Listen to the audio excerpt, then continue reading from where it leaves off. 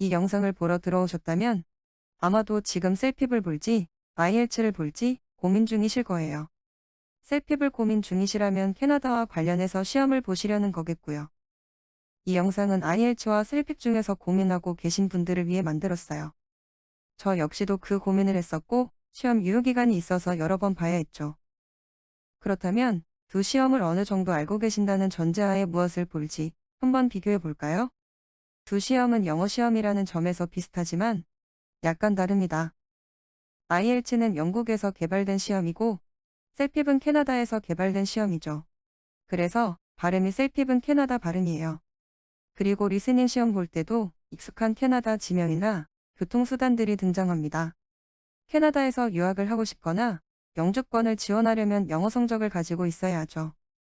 유학을 준비 중이시라면 IELTS 아카데믹을 준비하시는 분이 많겠고, 영주권 지원 시에는 IELTS 제너럴 또는 셀핍 점수를 낼 수 있죠. IELTS는 두 가지 모듈이 있습니다. 첫 번째, 아카데믹. 유학을 목적으로 한다면 대부분의 학교에서는 IELTS 아카데믹 모듈 점수를 제출해야 합니다. 아카데믹은 제너럴과 다르게 좀 더 전문적인 단어들이 많이 포함되고 학술적인 내용이 리딩에 포함되어 있어서 제너럴보다 단어 공부를 좀 더 하시는 것이 편하실 거예요. 두 번째, 제너럴 트레이닝. 이 모듈은 좀 더 생활에 밀접한 토픽들로 이루어져 있어서 셀핍과 제너럴 트레이닝 모듈이 더 비슷하다고 생각합니다. IELTS도 셀핍도 네 가지 영역으로 이루어져 있죠. 리스닝, 리딩, 스피킹, 라이팅인데요. IELTS는 종이로 시험 볼 수 있고 최근에 컴퓨터로도 시험을 볼 수 있게 되었습니다. IELTS의 경우 기본적으로 리스닝, 리딩, 라이팅은 입실에서 한꺼번에 볼 수 있고 스피킹은 사람과 이루어지기 때문에 본인이 해당하는 시간에 따로 보죠. 셀핍은 무조건 컴퓨터로만 시험 보실 수 있습니다. IELTS와 다르게 스피킹을 컴퓨터에 녹음하는 방식으로 모든 영역을 쭉 한 번에 봅니다. IELTS 모듈별 차이를 보시면 아카데믹과 제너럴에서 리스닝과 스피킹은 같아요. 차이점은 리딩과 라이팅입니다. 리딩 영역에서 전반적으로 아카데믹 모듈이 전문적인 용어와 사회문제 등의 토픽으로 제너럴 리딩에 비해 난이도가 있는 편입니다. 아카데믹 리딩은 좀 더 분석이 필요한 지문들이 많으며 제너럴 리딩은 현실에 근접한 토픽들이 많습니다. 라이팅 영역에서는 아카데믹 모듈의 경우 그래프가 제시되어서 설명하고 그래프를 읽어내는 쓰기를 해야 하고 사회문제에 대하여 자신의 의견을 에세이 형식으로 써야 하는 문제가 나옵니다. 제너럴 모듈의 경우 편지 형식의 글을 쓰는 문제가 나오고 이때 편지는 공식적인 편지가 될 수도 비공식적으로 친구나 이웃에게 쓰는 형식이 될 수도 있습니다. 이 경우 전문적인 단어를 쓰지 않으므로 문법 오류를 주의해서 점수를 얻어야겠죠. 그리고 현실 근접 토픽이 문제로 나와서 자신의 의견을 쓰는 문제들이 나옵니다. IELTS와 셀핍 차이점을 표로 정리했습니다. 리스닝의 경우 IELTS는 스펠링을 유의해야 합니다. 손으로 써야 하는 주관식 문제가 있기 때문이죠. 반면 셀핍은 전부 객관식입니다. 몰라도 찍어서 맞출 수 있는 점수가 있다는 사실입니다. 리딩의 경우 앞에서 말씀드린 것처럼 아카데믹은 학술적 지문과 어려운 단어들로 이루어져 있으며 제너럴은 현실적 내용 위주입니다. 셀핍의 경우 쉬운 지문부터 어려운 지문으로 이루어져 있는데 제 체감을 말씀드리면 그래도 셀핍의 리딩은 IELTS 제너럴 수준의 지문들로 이루어진 듯 합니다. 라이팅의 경우도 앞에서 따로 말씀드린 것과 같습니다.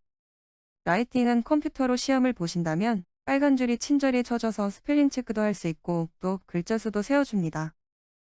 IELTS 제너럴과 셀핍 라이팅이 상당히 비슷한 면모를 보입니다. 레터와 자신의 의견을 적어야 하는 문제들이 그렇죠. 마지막으로 스피킹에서 제일 크게 다른 점은 IELTS는 사람과 대화하면서 시험을 본다는 점이고 셀핍은 컴퓨터에 녹음을 해야 한다는 것입니다.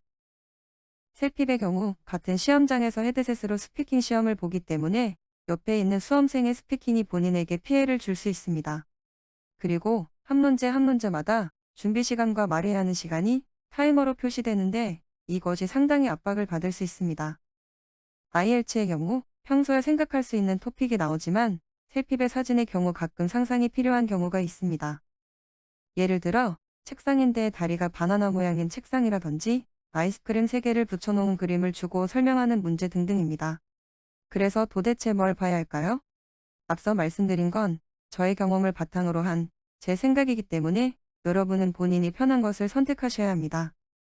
첫 번째로 시험 목적이 무엇인지 판단하셔야 합니다. 유학을 하셔야 한다면 IELTS 아카데믹을 보시는 걸 추천드려요. 리딩 같은 경우 학교 다니면서 도움을 많이 받을 수 있는 단어들이 많고, 라이팅의 에세이 같은 문제는 유학 중 레포트 쓰실 때 도움이 되실 겁니다.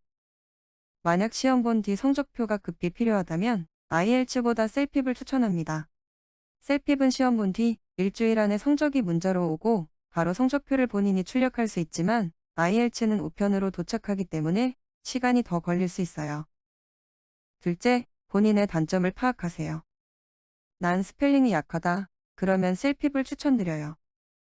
물론 IELTS도 컴퓨터 모듈이 있어서 라이팅에서 도움받을 수 있지만, 셀핍의 리스닝 영역에서 객관식만 있는 메리트가 있기 때문이죠. 스펠링을 자주 틀리신다면 IELTS 리스닝에서 점수가 확 낮아지실 수 있어요. 그리고 학습 자료가 많이 필요하신 분들은 IELTS로 가셔야 합니다. 셀핍은 학습 자료가 매우 없습니다. 셋째, 본인의 성향을 파악하세요. 만약 사람과 말하는 게 편하다면 무조건 IELTS로 가세요. 그리고 만약 옆 사람이 아무리 떠들어도 난 내 길을 갈 수 있다. 그리고 시간 압박은 아무렇지도 않다면 셀핍도 고려해 보세요. 대부분 스피킹 때문에 셀핍을 안 보시는데 바로 쭉쭉 줄어드는 타이머 때문에 심장 떨려서 그렇다고 하시더군요. 그래서 저는 어떻게 했냐고요? 캐나다에 있는 동안 IELTS와 셀핍을 여러 번 보았는데요. 그 이유는 2년마다 영어 성적이 만료되기 때문에 갱신을 해야 했기 때문이죠. 유학생일 때는 어쩔 수 없이 IELTS 아카데믹을 보았습니다. 학교에서 요구하는 게 아카데믹이라서요. 저는 성적이 급히 필요한 경우 셀핍을 보았고, 영어 고득점을 위해서는 IELTS를 보았습니다. 셀핍은 리스닝의 경우 객관식이라서 확실히 마음이 편했습니다. 그런데 셀핍은 성적이 나오는 기준이 정확하지 않아 영어 점수를 올리는 데 한계가 있다고 생각했습니다. IELTS의 경우 학습 자료가 많아서 천천히 본인 실력을 올리는 데 도움이 됩니다. 그리고 수년간의 데이터로 자신의 점수가 어느 정도 될지 예측을 미리 하고 시험 볼 수 있죠. 셀핍은 데이터가 아직 많지 않아서 살짝 도박하는 느낌이 들기도 합니다. 여기까지 저의 경험이고, 제 영상이 여러분의 선택에 도움이 되시길 바랄게요.